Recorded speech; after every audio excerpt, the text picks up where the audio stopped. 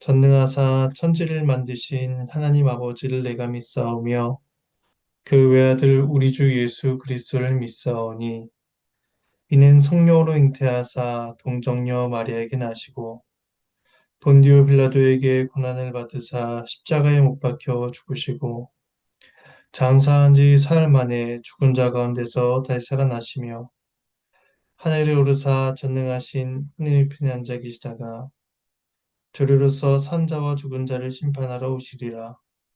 성령을 믿사오며 거룩한 공예와 성도가 서로 교통하는 것과 죄를 사해 주시는 것과 몸이 다시 사는 것과 영원히 사는 것을 믿사옵나이다. 아멘. 찬송가 279장 찬송하시겠습니다.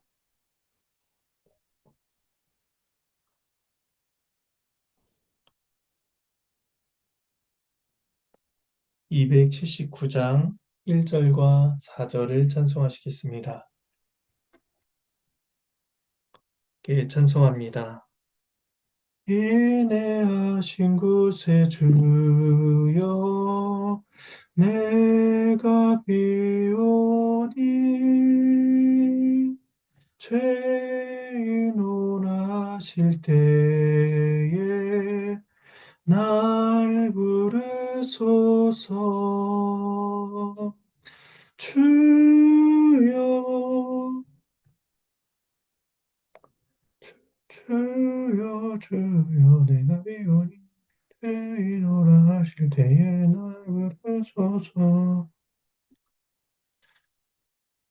인내하신 곳에 주여 내가 비오니 죄인 원하실 때에 날 부르소서. 주여 주여 내가 비오니 죄인 원하실 때에 날 부르소서. 만복 근원 우리 주여 위로하소서.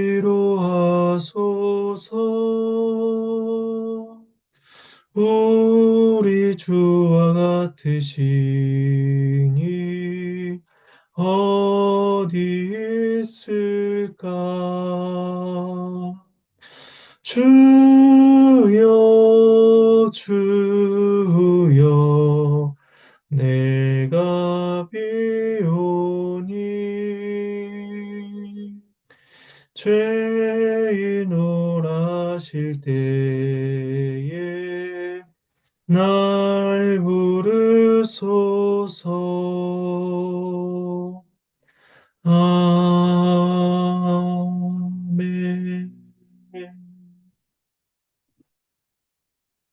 우리 잠시 기도하시겠습니다.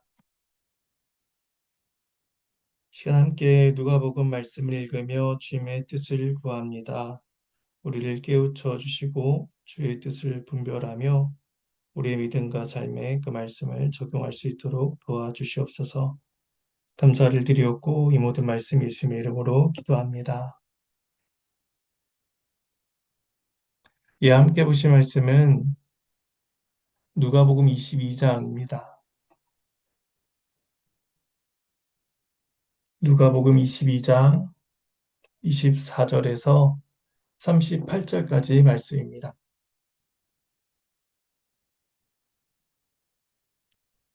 예, 제가 먼저 24절에서 27절까지 네 절을 봉독하도록 하겠습니다.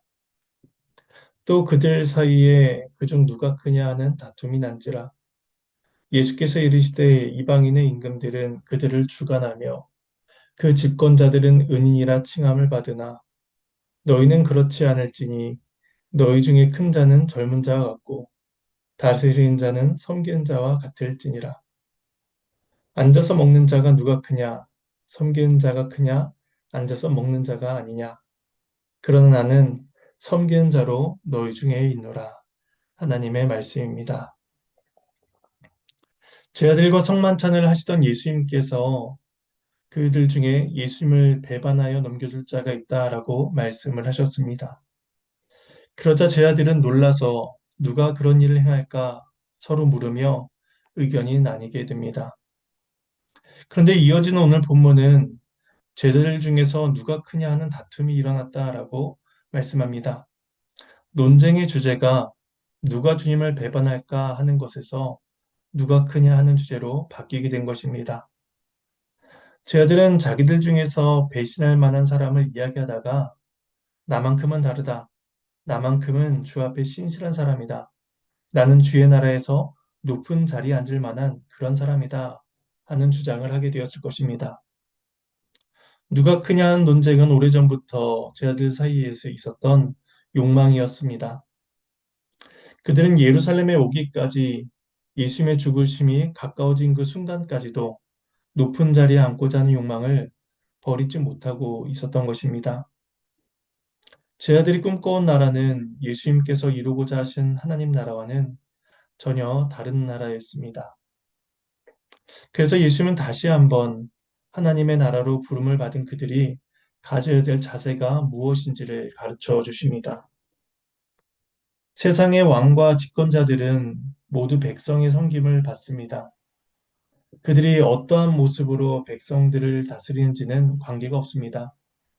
어떤 임금들은 폭력과 압제로서 백성들을 다스릴 수도 있고 어떤 집권자들은 백성에게 자비와 긍휼을 베풀 수도 있습니다.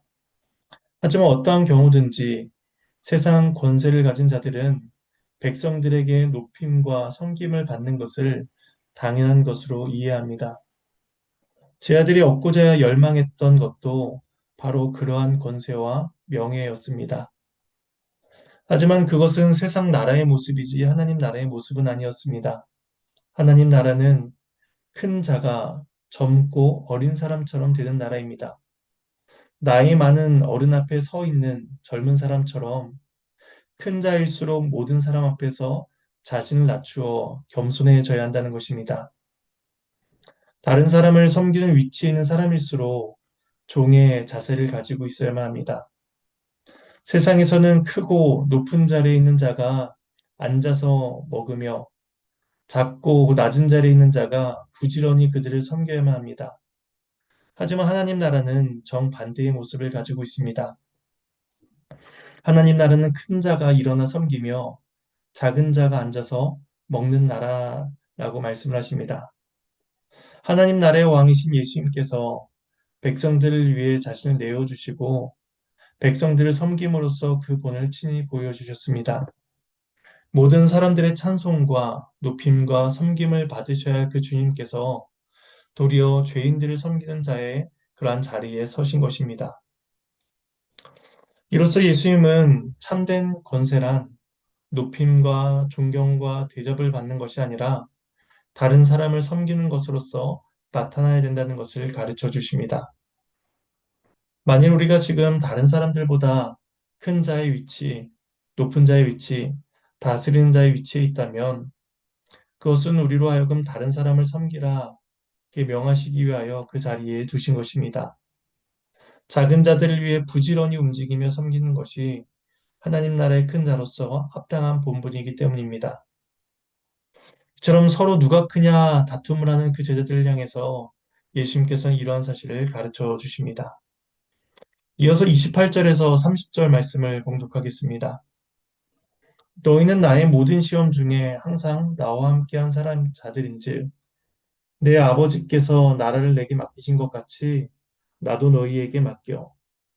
너희로 내 나라에 있어 내 상에서 먹고 마시며 또는 보좌에 앉아 이스라엘 12지파를 다스리게 하려 하노라. 하나님의 말씀입니다. 제 아들은 예수님의 모든 시험 중에 함께한 자들이었습니다. 마귀는 예수님께서 세우시는 하나님 나라를 회방하고자 도전하고 유혹하였고 제 아들은 그것들을 옆에서 계속해서 목도하였습니다. 그중 예수님을 왕으로 삼으려는 백성들의 지속적인 열망도 있었습니다. 로마 황제보다 힘 있는 왕, 자신들의 필요와 열망을 채워줄 그런 능력의 왕이 되어 주시기를 백성들은 바라고 소망했습니다. 하지만 예수님께서는 그런 왕이 되는 것을 철저히 거부하셨습니다. 하나님 나라는 능력과 권세를 행하며 높은 자리에 앉는 그런 나라가 아니라 앞에서 말씀하셨듯이 낮아지고 섬기는 나라였기 때문입니다. 그러므로 예수님의 제자들 역시도 섬김을 통해서 예수님께서 가신 길을 따라가야 했습니다. 군림과 통치가 아닌 낮아짐과 섬김을 통해서 예수님께서 걸어가신 그 하나님 나라에 동참해야 했던 것입니다. 그래서 예수님은 하나님께서 예수님 자신에게 그 나라를 맡기셨던 것처럼 예수님 역시도 제자들에게 그 나라를 위임하십니다. 이제 제자들은 그리스도의 나라에서 주님과 함께 먹고 마시는 축복과 기쁨을 누리게 될 것이며 열두 지파를 다스리는 복을 누리게 될 것입니다. 이것은 그들이 영광스러운 예수님의 통치에 동참하게 된다는 것을 보여줍니다. 그런데 우리는 이때 다스림의 성격 역시도 세상의 다스림과는 다르다는 것을 기억해야만 합니다. 우리는 세상의 권세 방식에 익숙한 사람들이기 때문에 자꾸만 높은 자리에 앉아서 통치한다는 것을 생각하기 쉽습니다. 그러나 앞에서 예수님께서 가르쳐 주신 다스리는 자의 자세는 섬김입니다. 그래서 다스리는 자는 섬기는 자와 같다라고 앞서 말씀하셨습니다. 그런 점에서 열두 지파를 다스리게 된다는 것 역시도 열두 지파를 섬기는 자리에 서게 된다는 것으로 우리는 이해해야만 합니다. 성도들은 천국 잔치에 참여하며 섬김이라는 다스림을 통해서 하나님 나라의 영광에 동참하게 될 것입니다. 이어서 31절에서 34절까지 말씀을 봉독하겠습니다. 시몬아 시몬아 보라 사탄이 너희를 밀가루 보르듯 하려고 요구하였으나 그러나 내가 너를 위하여 내 믿음이 떨어지지 않기를 기도하였노니 너는 돌이킨 후에 내 형제를 굳게 하라. 그가 말하되 주여 내가 주와 함께 오게도 죽는 데에도 가기를 각오하였나이다. 이르시되 베드로야 내가 내게 말하노니 오늘 다 굴기 전에 네가 세 번 나를 모른다고 부인하리라 하시니라. 하나님의 말씀입니다. 예수님은 아버지로부터 받으신 나라를 제자들에게 위임하시면서 베드로에게 말씀을 이어가십니다. 그래서 베드로에게 하신 말씀은 모든 제자들을 향해서 주신 말씀이기도 했습니다. 근데 그 내용이 사탄이 베드로와 또 제자들을 밀가부르듯 하려고 요구하고 있다라는 것입니다. 이때 요구한다는 의미는 검사가 수사하고 기소한다라는 그러한 뜻을 가지고 있습니다. 그러니까 어떻게 해서든지 제자들을 정죄하고 실패하게 하려는 시도가 있다는 것입니다. 제자들은 앞서 말씀하셨듯이 하나님의 나라를 위임받은 자들입니다. 그 축복과 약속을 그들은 하나님 예수님을 통해서 받은 자들인 것이죠. 하지만 그렇다고 해서 그들에게 더 이상 시험을 당하는 일이 없어진다는 것은 아니었습니다. 마귀는 끊임없이 제자들을 넘어지게 하려 할 것입니다. 그리고 이제 곧 예수님께서 재판정에 넘겨져 신문을 당하시고 죽임을 당하시게 될 것이기 때문에 그때의 제자들은 뿔뿔이 흩어지게 될 것이었습니다. 그런데 예수님께서 그런 제자들의 믿음을 위해서 기도하실 것이다 라고 말씀하십니다. 그들이 실족하지 않도록 또 그들이 주님을 버리고 떠난 양심의 가책에서 벗어나 다시금 주님 앞에 설 수 있도록 예수님께서 그렇게 기도해 주신다라는 것입니다. 그렇지 않다면 열한 제자들 또한 가룟 유다처럼 죄책감을 이겨내지 못했을 것입니다. 예수님을 버리고 떠난 제자들의 모습은 사실 가룟 유다의 모습과 별 다를 바가 없는 것이었습니다. 그러나 그들이 유다와 같은 결말을 겪지 않게 된 것은 예수님께서 그들을 변함없이 사랑하시고 또 긍휼히 여겨주시기 때문입니다. 회개의 역사, 믿음의 회복은 철저하게 예수님의 사랑에서 비롯되는 일이었습니다. 그래서 예수님께서는 그들을 회복시키시고 그들을 돌이키신 후에 형제들을 굳게 하는 일에 쓰이게 될 것이다 라고 말씀하십니다. 굳게 해주시는 예수님의 은혜를 경험한 자들로서 그들 역시도 예수님의 사랑을 통해 형제들을 세울 수 있는, 섬길 수 있는 일로 쓰임을 받게 되는 것입니다. 이런 예수님의 말씀을 들은 베드로는 자기가 얼마나 굳건한 사람인지를 주장합니다. 마치 예수님의 말씀이 틀린 것처럼 반응하며 자신은 주님과 함께 오게도 가고 심지어 죽는 데까지도 가겠다라고 주장을 합니다. 마태복음과 마가복음에서는 모두 주를 버릴지언정 나는 결코 그리하지 않겠습니다라고 말을 하면서 자신은 다른 제자들보다 더 나은 자다라고 확신하며 주장하는 그런 베드로의 모습이 나타나고 있습니다.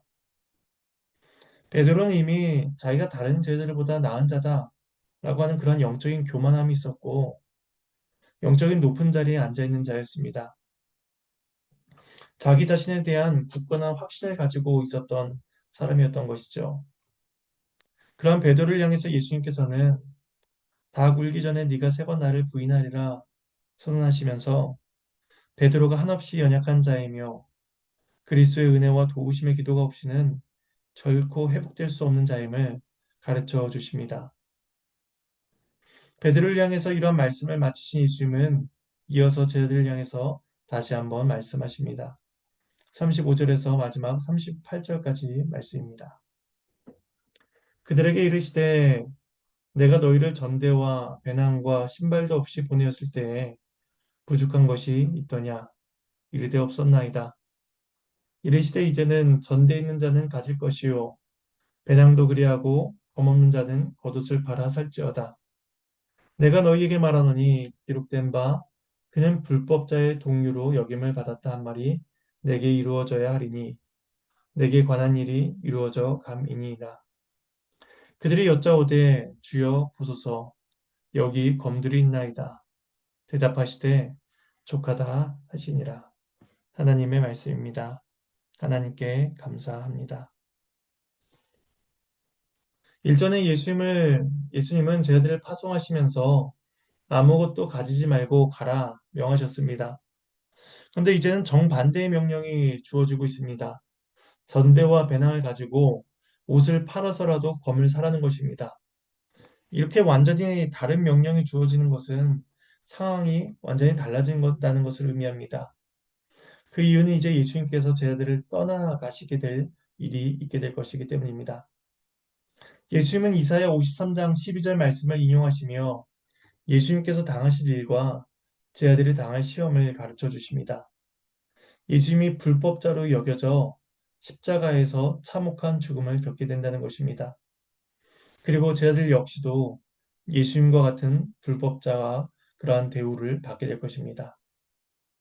이러한 상황에서 전대와 배낭, 검을 준비하라는 것은 그들이 닥칠 전쟁과 같은 위협을 대비하라는 그러한 말씀이었습니다.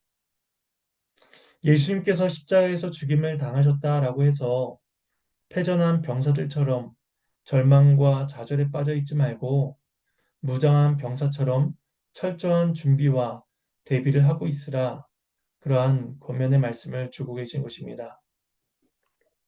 그러자 제자들은 여기에 검 둘이 있나이다 라고 대답하면서 예수님 말씀이 정말로 칼을 준비하여서 무력으로 대항하라 그렇게 한 말씀처럼 이해를 하고 있습니다.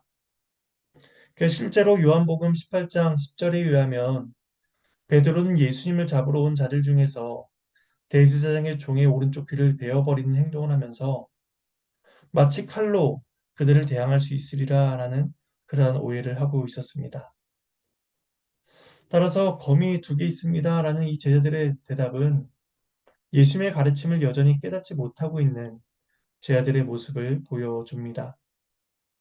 그런 동문서답과 같은 제자들의 모습을 보시며 주님은 족하다라고 대답을 하십니다. 예수님의 말씀의 의도를 알지 못하는 그러한 제자들과의 대화를 여기서 끝내는 것이 낫겠다라고 여기시며 그들이 당분간 그러한 어리석은 상태로 있도록 예수님께서 내버려 두십니다. 예수님의 죽으심이 가까우고 있었지만 제자들은 여전히 어리석었고 여전히 연약했습니다. 오늘 본문의 처음과 끝은 그러한 제자들의 모습을 잘 보여주고 있습니다. 그들은 처음에도 높은 자리에 올라가기 원했고 그 말씀이 맞춰지는 그 순간에도 예수의 말씀을 깨닫지 못하고 실제 칼이 있다라고 대답을 하고 있습니다. 하지만 그러한 모습에도 불구하고 주님께서는 제 아들의 믿음을 위해서 기도하시며 그들이 회복되어 하나님 나라와 교회를 섬길 수 있도록 그들을 위해서 끊임없이 은혜를 베풀고 계십니다. 우리 역시 제 아들과 같이 매일 같은 실패와 연약함을 가지고 살아갑니다. 여전히 주의 말씀을 깨달을 지혜가 우리는 없고 그 말씀을 살아낼 능력이 우리는 없습니다.